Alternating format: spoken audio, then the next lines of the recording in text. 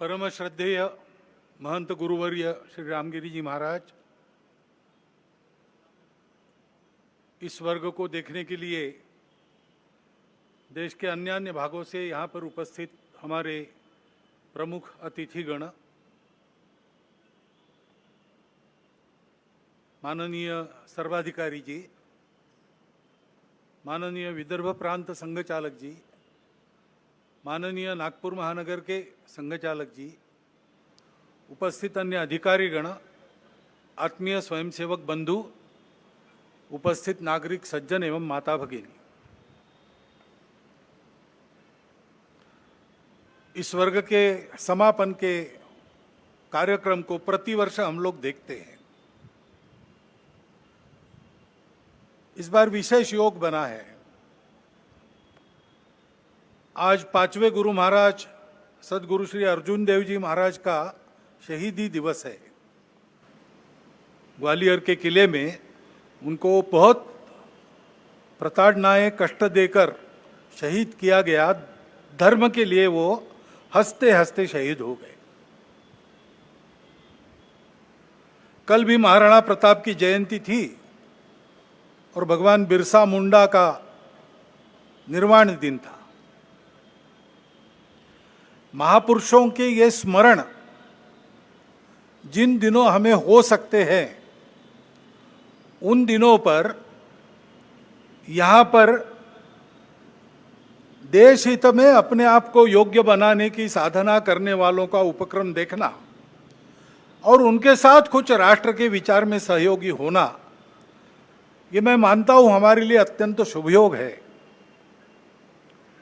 क्योंकि बाहर तो वातावरण दूसरा है।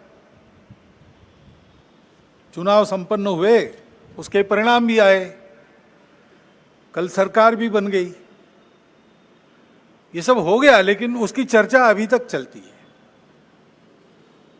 जो हुआ वो क्यों हुआ, कैसे हुआ, क्या हुआ,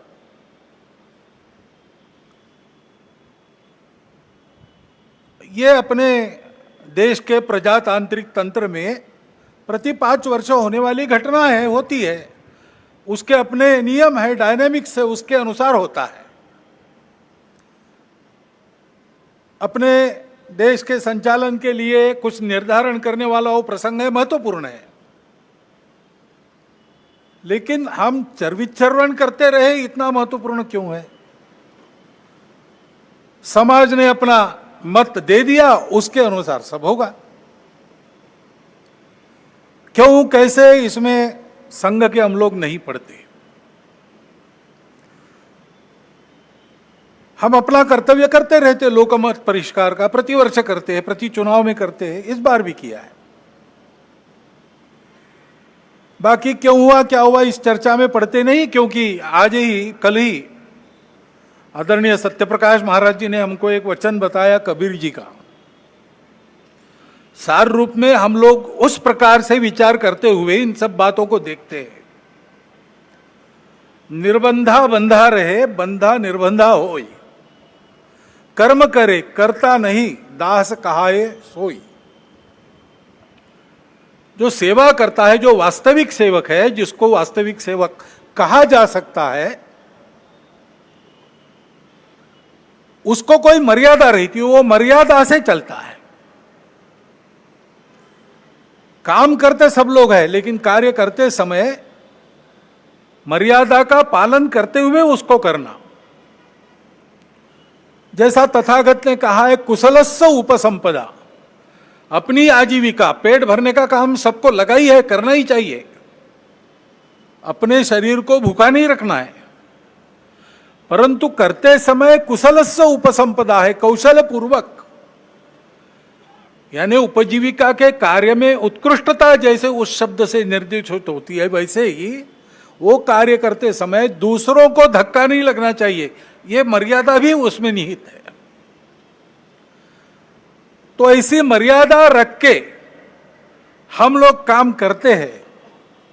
काम करने वाला उस मर्यादा का ध्यान रखता है।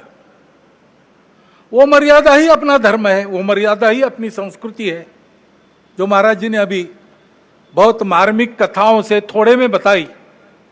पूरी बताई। उस मर्यादा का पालन करके जो चलता है वो कर्म करता है, लेकिन कर्मों में लिप्त नहीं होता, उसमें अहंकार नहीं आता कि मैंने किया, और वही सेवक कहलाने का अधिकारी रहता है। ये उक्ति कल जब उन्होंने सुनाई तो मेरे मन में आया कि अपना विचार क्या है, संघ कैसे चलता है, उसको बताने का दूसरा कौन सा उपाय। सरल उपाय में यही है, 4 पंक्तियों में संघ की वृत्ति ध्यान में आती है। क्योंकि इन बातों में उलझे रहेंगे तो काम रह जाएंगे,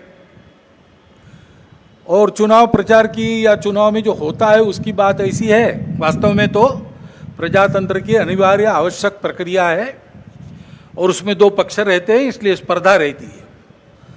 स्पर्धा रहती है तो दूसरे को पीछे करने का, स्वयं को आगे बढ़ाने का काम होता ही है, होना ही चाहिए, परंतु उसमें भी एक मर्यादा है, असत्य का उपयोग नहीं करना। चुने क्यों जा रहे लोग संसद में जाएंगे, बैठकर अपने देश को चलाएंगे, सहमति बनाकर चलाएंगे। हमारे यहां तो परंपरा सहमति बनाकर चलने की है।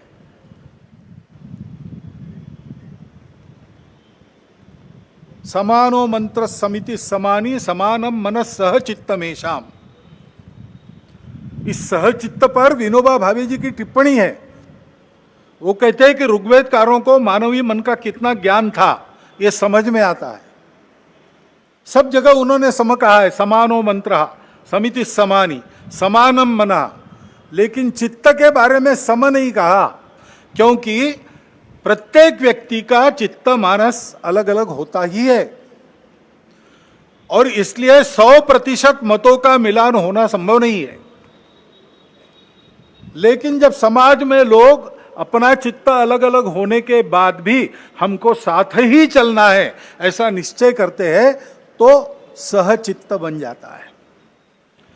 वास्तव में संसद क्यों है, उसमें 2 पक्ष क्यों है? इसलिए है कि दोनों पहलू उजागर हो। किसी भी सिक्के के 2 पहलू रहते हैं, ऐसे किसी भी प्रश्न के 2 पहलू रहते हैं। एक पक्ष एक पहलू का विचार करता है तो दूसरे पक्ष ने दूसरा पहलू उजागर करना है, ताकि जो होना है वो पूर्णतः ठीक हो, सहमति बने। इसलिए संसद बनती है, लेकिन ऐसी सहमति बनना स्पर्धा करके आए लोगों में थोड़ा कठिन भी रहता है, और इसलिए हम बहुमति का आसरा लेते हैं। उसके लिए स्पर्धा चलती है। ये स्पर्धा है, कोई आपस का युद्ध तो है नहीं। जिस प्रकार ये बातें हुई, जिस प्रकार एक दूसरे को लताड़ना हुआ, जिस प्रकार प्रचार के दौरान हमारे करने से समाज में मनमुटाव बढ़ेगा, 2 गट बटेंगे, आपस में शंका संशय उत्पन्न होगा, इसका भी ख्याल नहीं रखा गया, और विनाकारण संघ जैसे संगठनों को भी उसमें खींचा गया। टेक्नोलॉजी का सहारा करके असत्य बातें परोसी गई, नितांत असत्य। क्या शास्त्र का, विज्ञान का, विद्या का ये उपयोग है? सज्जन विद्या का ये उपयोग नहीं करते। विद्या विवादाय ये खलस्य, ऐसा कहा है, विद्या विवादाय धनम मदाय शक्ति परेशान परपीडनाय खलस्य साधो विपरीतमेतत् ज्ञानाय दानाय च रक्षणाय। विद्या का उपयोग प्रबोधन करने के लिए होता है, लेकिन आधुनिक विद्या टेक्नोलॉजी का उपयोग असत्य परोसने के लिए किया गया। ऐसे से देश कैसे चलेगा भाई? आखिर सबको देश ही चलाना है ना। 2 पक्ष है, विरोधी पक्ष कहते हैं, मैं प्रतिपक्ष कहता हूं। वो विरोधी नहीं है, उसको विरोधी मानना भी नहीं चाहिए। वो प्रतिपक्ष है, वो एक पहलू उजागर कर रहा है, उसका भी विचार होना चाहिए। ऐसा जब चलना है तो चुनाव लड़ने में भी एक मर्यादा होती है। उस मर्यादा का पालन नहीं हुआ, क्योंकि उसका पालन होना इसलिए आवश्यक है कि हमारे देश के सामने चुनौतियां समाप्त नहीं हुई। अब सरकार बन गई, वही सरकार फिर से आ गई, एनडीए। अब ये ठीक है, पिछले 10 वर्षों में बहुत कुछ अच्छा हुआ है। आर्थिक हमारी स्थिति, आधुनिक दुनिया जिन मानकों को मानती है, जिसके आधार पर आर्थिक स्थिति का मापन करती है, उनको लगाए तो हमारी आर्थिक स्थिति बहुत अच्छी हो रही। सामरिक स्थिति हमारी निश्चित रूप से पहले से अधिक अच्छी है। दुनिया भर में हमारे देश की प्रतिष्ठा बढ़ी है। कला क्षेत्र में, क्रीड़ा क्षेत्र में, ज्ञान विज्ञान के क्षेत्र में, संस्कृति के क्षेत्र में हम सब लोग विश्व के सामने आगे बढ़ रहे हैं। हमको धीरे धीरे मानना विश्व के प्रगत देशों ने भी शुरू किया है। लेकिन इसका मतलब ये नहीं है कि हम चुनौतियों से मुक्त हुए। अभी उन बातों से मुक्त होकर, जो चुनाव के आवेश में अतिरेक हो गया, उससे मुक्त होकर हमको आने वाली बातों का विचार करना है, समस्याओं से राहत लेनी है। अभी हम बैठे हैं, गर्मी लग रही है, अभी तो ठंडा हो गया, लेकिन कुछ दिन पहले कितनी गर्मी थी। इस वर्ष हर वर्ष से बहुत अधिक गर्मी हुई और सर्वत्र हुई, हिल स्टेशंस में भी हुई। बेंगलुरु जैसे महानगर में जल का संकट आ गया। हिमालय के हिमनदियों के पिघलने के बारे में तरह तरह की बातें छप रही है। ये पर्यावरण का सारी दुनिया पर संकट है। भारत जो संस्कारों से ही पर्यावरण का मित्र बनकर चलता है, कृतज्ञता पूर्वक नदियों को, वृक्षों को, पहाड़ों को, पशुओं को, पक्षियों को पूजता है, उनके साथ अपना संबंध मानता है, वहां भी यह संकट खड़ा हुआ है। क्योंकि विकास पथ की दृष्टि अधूरी है। उसको बदलना होगा, सबको बदलना होगा। लेकिन जिसके पास ये दृष्टि पहले से है, वो भारत अपने आप को कैसे बदलता है, ये देखकर दुनिया उसका अनुकरण करने वाली है। तो हमको अपना स्व के आधार पर एक विकास पथ ठीक से बनाना है। अभी उस स्व का विचार करके भी बहुत सी बातें हो रही है, लेकिन हमको मूल से विचार करके दृष्टिगत सारी बातें बदल के करना पड़ेगा। ज्ञान विज्ञान का जो आधुनिक सारा प्रवास और प्रयास है, उसको भी ध्यान में रखकर, हमारे परंपरा का ज्ञान जो काल सुसंगत है, उसको साथ लेकर, दृष्टि वो रखकर कि वसुधैव कुटुंबकम, और सृष्टि अपनी माता है। हम सृष्टि के विजेता नहीं है, हम सृष्टि के अंग है। वो माता है, उसका दोहन करना है, उसका पोषण होना चाहिए, इस पर ध्यान देना है। उस ढंग से विकास की रीति, उस ढंग से अपने विकास के प्रतिमान हमको बनाने पड़ेंगे। उसके लिए देश में शांति चाहिए। जगह जगह और समाज में कलह, ये नहीं चलता। अब 1 साल से मणिपुर शांति की राह देख रहा है। उसके पहले 10 साल शांत रहा। पुराना गन कल्चर समाप्त हो गया ऐसा लगा, और अचानक जो कलह वहां पर उपज गया या उपजाया गया, उसकी आग में अभी तक जल रहा है, त्राही त्राही कर रहा है। कौन उस पर ध्यान देगा? प्राथमिकता देके उसका विचार करना ये कर्तव्य है। समाज में कितनी बातें आ रही, भले घर की महिलाएं शराब पीकर कार चलाती है और नीचे लोगों को रौंद देती है।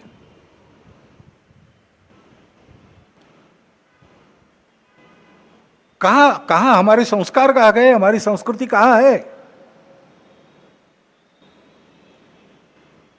जो संस्कृति अभी तक दुर्जेय सी बनी है, अभी भी उसको कोई नहीं जीत सकता।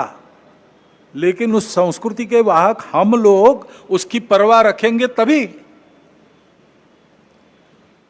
इसलिए समाज में पीढ़ी दर पीढ़ी चलने वाले, संपूर्ण सृष्टि की धारणा करने वाले धर्म के संस्कार, जो संस्कृति हमको सिखाती है, उस संस्कृति के पनपने का, आगे की पीढ़ी तक पहुंचने का प्रश्न खड़ा हो गया है। जिन्होंने उसको त्याग दिया उनकी स्थिति दुनिया में अच्छी नहीं है।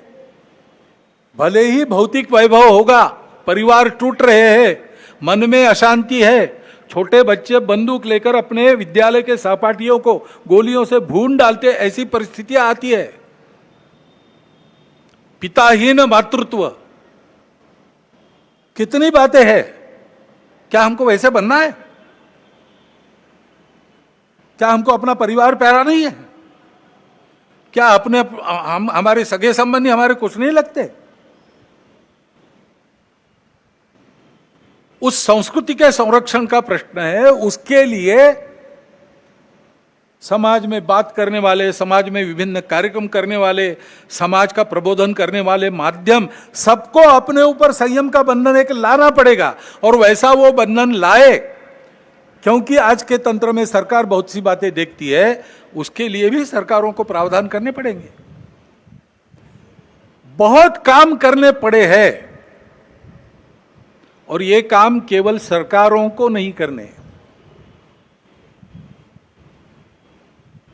इनकी भी चर्चा हम करते हैं, लेकिन केवल चर्चा करने से नहीं होता। इसके लिए समाज को सिद्ध होना चाहिए।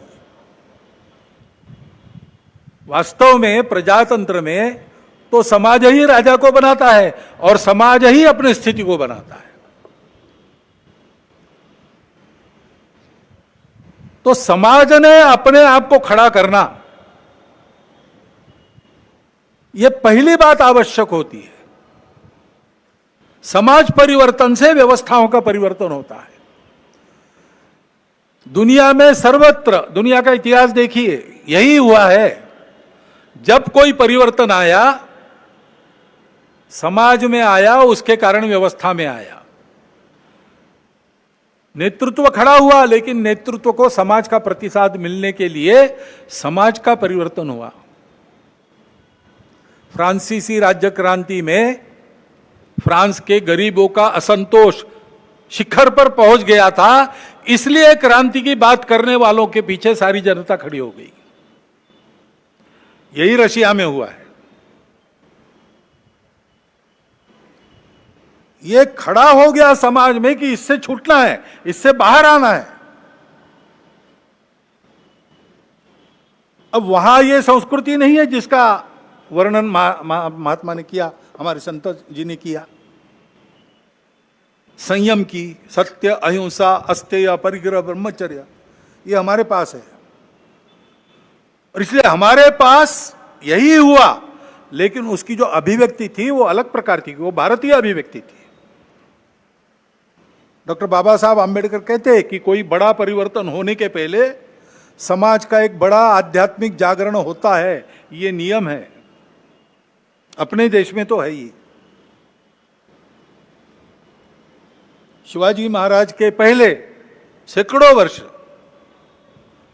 संतों ने आध्यात्मिक जागरण किया, भक्ति की बुनियाद देकर सारे समाज को भेद मिटाकर वर्ण अभिमान विसर जाती, भूल गए वर्ण अभिमान और जाति, ऐसा समाज खड़ा किया।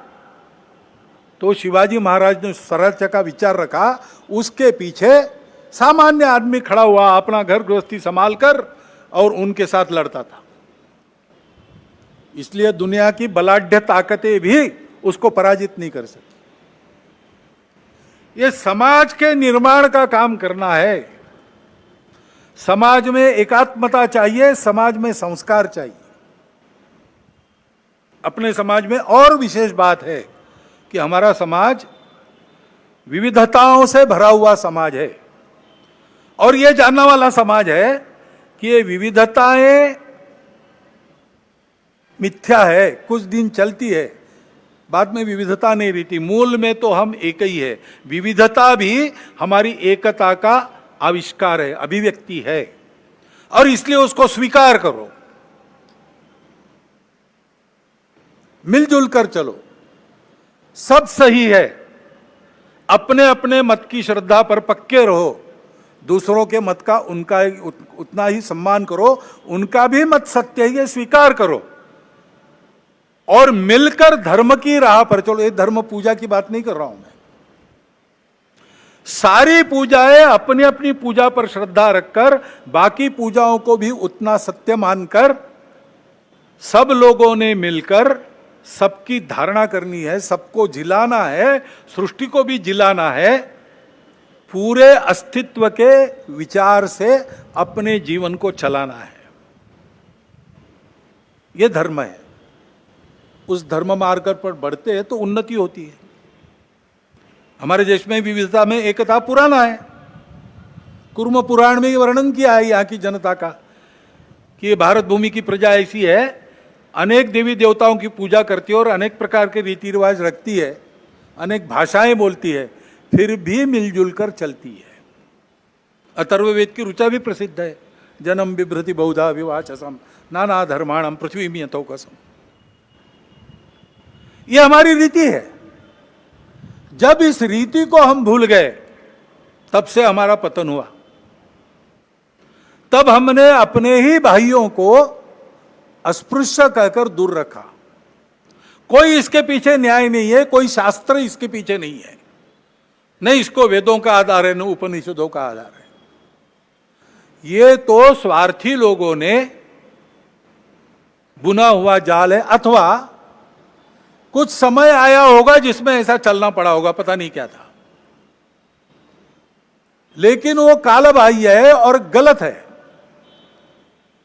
समाज में एकता चाहिए, लेकिन अन्याय होता रहा है, इसलिए आपस में दूरी है, मन में अविश्वास है, हजारों वर्षों का काम होने के कारण चिढ़ भी है। अपने देश में बाहर से आक्रमक आए, आते समय अपना तत्वज्ञान भी लेकर आए। यहां के कुछ लोग विभिन्न कारणों से उनके विचारों के अनुयायी बन गए, ठीक है, अब वो लोग चले गए, विचार उनके रह गए, उसको मानने वाले रह गए, है तो यहीं के विचार, वहां के हैं तो यहां की परंपरा को उससे कोई फर्क नहीं पड़ता। बस एक बात है कि भारत के बाहर के विचारों में जो हम ही सही बाकी सब गलत है, उसको छोड़ो। मतांतरण वगैरह नहीं करने की जरूरत है।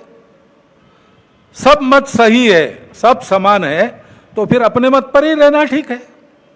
दूसरों के मत का भी उतना ही सम्मान करो। लेकिन बाहर से आए थे इनके मत, इनका तत्व देने वाले, तो लड़ाई हुई, संघर्ष हुआ, संघर्ष का इतिहास है। बहुत गहन संघर्ष हुए, बहुत कटु संघर्ष हुए, उसकी यादें भूले नहीं है हम, और उन यादों को भूले नहीं तो परिणाम देश टूट गया। वो भी और इन दूरियों को और चौड़ा करता है। बहुत गहरे घाव है, उसकी पीड़ा है। अन्याय के प्रति जो चिढ़ है, उसके कारण अपने ही समाज के लोग रूठे हुए, गुस्से में है, मन में आशंका है, दूरी है, और इतिहास के कारण ये जो घाव हुए उसकी पीड़ा है, इसलिए हम दूर है। तो पास आना और एक होने का मार्ग क्या होगा? मार्ग तो यही होगा कि उसको भूतकाल में जमा कर दो। डर है तो दुर्बल मत बनो, शक्ति संपन्न बनो, डर नहीं रहेगा, लेकिन शक्ति के साथ शील संपन्न बनो। शील अपना अपने धर्म और संस्कृति से आता है, जो सत्य के बाद अहिंसा को कहता है, सबके प्रति सद्भावना को कहता है। सबके प्रति सद्भावना को लेकर पुरानी बातों को भूलकर सबको अपनाना, और हम एक दूसरे को अपना सके इसलिए अपने को जो बदल अपने में करना है, अपने घर से उसका प्रारंभ करना, स्वयं से प्रारंभ करना। जैसे अपने ही बंधुओं को जो हमने ही दूर किए, उनको लेने के लिए ये जो जाति पाति की बात है, it should go out lock stock and barrel, ऐसा बाला साहब ने कहा है। भाषण में तो जाति है, कार्यक्रमों में तो जाति है, मेरा आचरण और मेरे घर के आचरण में वो जानी चाहिए। उसके जगह समताधिष्ठित व्यवहार की प्रतिष्ठापना होनी चाहिए। कठिन होगा, लेकिन देश के लिए करना पड़ेगा। हजारों वर्षों से जो पाप हमने किया उसके प्रक्षालन के लिए करना पड़ेगा। ऐसे ही आपस में मिलना जुलना है। भारतोद्भव जो लोग हैं उनसे मिलना आसान है, क्योंकि एक ही बुनियाद है। वही यम नियमात्मक आचरण का पुरस्कार सर्वत्र है और एक से सब निकला है। एकम सद विप्रहा बहुधा वदंती, यही सबकी श्रद्धा है। इसलिए वो तो संबंध रखना, आना जाना, अभेद बरतना, रोटी बेटी सब प्रकार के व्यवहार होने दो। लेकिन जो बाहर की विचारधाराएं आई उनकी प्रकृति ऐसी थी, हम ही सही बाकी सब गलत। अब उसको ठीक करना पड़ेगा, क्योंकि वो आध्यात्मिक नहीं है। इन विचारधाराओं में जो अध्यात्म है उसको पकड़ना पड़ेगा। पैगंबर साहब का इस्लाम क्या है, सोचना पड़ेगा। ईसा मसीह की ईसाईयत क्या है, सोचना पड़ेगा। भगवान ने सबको बनाया है, भगवान की बनाई जो कायनात है उसके प्रति अपनी भावना क्या होनी चाहिए, सोचना पड़ेगा। सोच समझ के जो समय के प्रवाह में विकृतियां आई है उसको हटाकर, ये जानकर कि मत अलग हो सकते हैं, तरीके अलग हो सकते, सब अलग हो सकता है, हमको इस देश को अपना मानकर उसके साथ अपना भक्तिपूर्ण संबंध स्थापित कर, इस देश के पुत्र सब कुछ अपने भाई है, ये जानकर व्यवहार करना पड़ेगा। और ये होना पड़ेगा तो उसके लिए आदत की आवश्यकता रहती है, क्योंकि विचार तो अच्छे होते हैं, मन को भी अच्छे लगते हैं, बुद्धि भी उनको मान्य करती है, लेकिन दशकों की शतकों की जो आदत है उसको सुधारने में समय लगता है, उसको सुधारने में समय लगता है। और इसलिए उसके लिए रोज व्यायाम करने की आवश्यकता है। वो व्यायाम ही संघ की शाखा है। ये सारी बातें संघ की शाखा में होती है, हंसते खेलते होती है, करने वालों को ध्यान में भी नहीं आता कि जो मैं कर रहा हूं उससे ये हो रहा है। 10-12 साल के बाद पीछे मुड़ के उस समय के स्वयं के चित्र को देखता है तो उसको लगता है कि मैं कितना बदल गया। संघ यही काम करता है, संघ इसी के लिए है। ये करते हुए अपने विश्व के सारे जीवन का आधार बनने वाले भारत को फिर से उस रूप में खड़ा करना, यह कर्तव्य है, इसको करना है। इसलिए यह तपस्या है और इसलिए हम इन सारी बातों को करते हैं। अभी 5 बातों का आग्रह हम समाज के सामने रख रहे हैं। स्वयंसेवक अपने से प्रारंभ करेंगे, कर लिया उन्होंने, शुरू होगा, धीरे धीरे बनेंगे। एक तो बात है सामाजिक समरसता का व्यवहार। अपने कार्य क्षेत्र में जितने प्रकार का समाज रहता है उन सब में अपने मित्र और मित्र कुटुंब होने चाहिए, अपने कुटुंब के। और जहां अपनी शक्ति है कि समाज हमारे कहने से मान सकता है, वहां मंदिर, पानी, स्मशान सबका एक होना चाहिए। पर्यावरण के बारे में हम प्रयास करेंगे, पानी बचाओ, प्लास्टिक हटाओ, हरियाली, पेड़ लगाओ, अपना घर हरित घर बनाओ।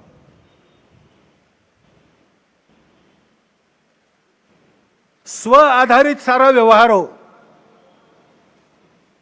स्व आधारित जीवन की कल्पना में उपभोग के लिए जीवन नहीं है, समृद्धि चाहिए, अय्याशी नहीं चाहिए। इसलिए लक्ष्मी जी की स्तुति हम करते हैं श्री सूक्त में, तो उसमें जैसे धान्यम धनम बहुपुत्र लाभम वगैरह कहा है, वैसे न क्रोधो न लोभो न च मात्सर्यो न अशुभा मति, ये भी कहा है। नीति युक्त लक्ष्मी, उसकी हम पूजा करते हैं, उपभोग में नहीं उसको दौड़ते, उपभोग की रेस में हम नहीं दौड़ते, हम संयम रखते हैं, संयमित उपभोग, इस पर हमारा विश्वास है। इसलिए फिजूल खर्ची नहीं करना, बहुत ज्यादा तामझाम की आवश्यकता नहीं, सादगी से रहना, मितव्ययिता से रहना। आवश्यकताएं सारी पूरी हो।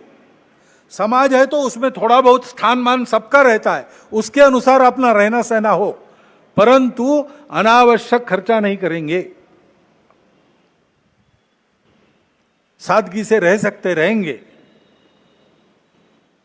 स्व आधारित स्वदेशी का व्यवहार यही है जो अपने घर में बन सकता है, बाहर से नहीं लाना।